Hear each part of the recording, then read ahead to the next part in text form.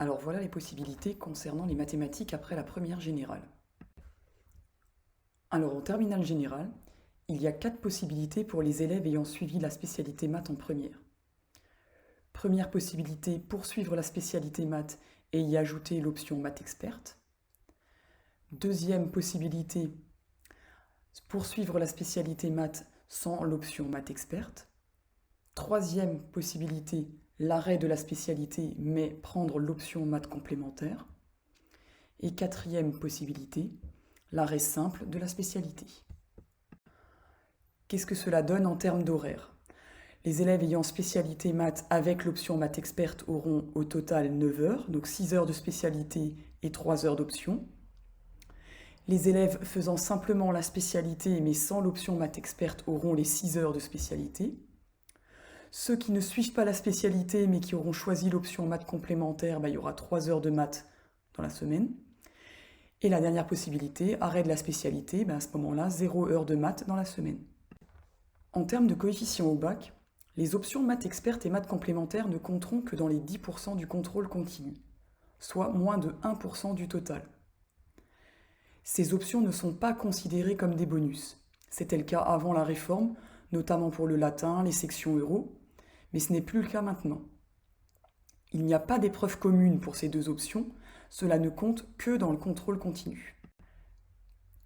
Pour les élèves qui abandonnent la spécialité maths en fin de première, les mathématiques seront évaluées en contrôle continu et aussi par une épreuve commune en fin d'année de première, sauf pour cette année. Pour les élèves qui poursuivent la spécialité maths en terminale, les mathématiques seront évaluées en contrôle continu et aussi par une épreuve de bac qui a lieu au mois de mars. Sur ce document, on retrouve que les bulletins scolaires de première et de terminale représentent 10% de la note finale, que les deux épreuves communes de première plus celle de terminale représentent 30% de la note finale. On retrouve aussi l'oral et l'écrit de français qui ont lieu au mois de juin à la fin de la première. Les deux écrits de spécialité qui ont lieu au mois de mars en terminale et qui représentent chacun 16% de la note finale. L'écrit de philosophie qui a lieu au mois de juin en terminale et le grand oral en fin d'année de terminale qui représente 10% de la note. Dans le programme, en maths experte, il y aura des nombres complexes, de l'arithmétique, des graphes et des matrices.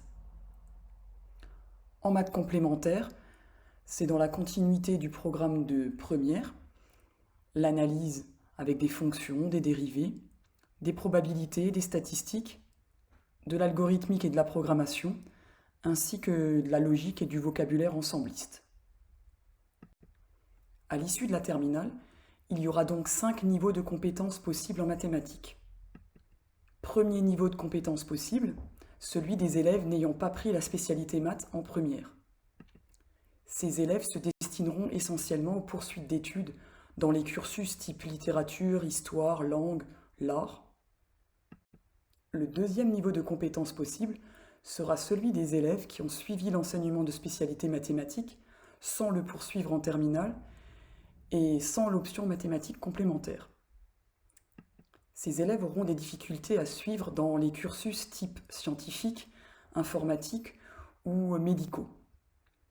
Mais ils pourront tout de même attester qu'ils ont suivi les mathématiques durant un an. Ces élèves pourront donc s'orienter dans les cursus liés à la vente, la gestion, l'administratif, notamment les BTS, et dans des études de droit ou de sciences politiques par exemple. Le troisième niveau de compétences possible est celui des élèves qui auront suivi la spécialité mathématique en première, qui l'abandonneront en terminale, mais qui continueront à faire des mathématiques avec l'option mathématiques complémentaires. Ces élèves pourront par exemple faire de la comptabilité, de la biologie, de la psychologie, des BTS ou des BUT, STAPS, des études de médecine et des prépas commerciales. Il est à noter que l'option mathématiques complémentaire est destinée prioritairement aux élèves ayant suivi la spécialité mathématique en première et qui ne souhaitent pas poursuivre cette spécialité en terminale. En effet, le programme de mathématiques complémentaires s'appuie sur le programme de la spécialité mathématique. Il est donc souhaitable d'avoir suivi l'enseignement en classe de première. Le quatrième niveau de compétence est celui des élèves qui ont pris la spécialité mathématiques en première et qui la poursuivront en terminale. Il sera alors possible de suivre des études dans le domaine de l'informatique, de l'architecture, de la physique-chimie, la biologie, des prépas commerciales par exemple. Enfin, le cinquième et dernier niveau de compétence possible sera celui des élèves qui auront suivi la spécialité maths durant tout le lycée, ainsi que l'option maths experte. Ils pourront alors envisager des classes préparatoires scientifiques, biologiques, commerciales ou des prépas intégrés. Nous restons bien évidemment à votre disposition si vous avez des questions. Merci pour votre écoute.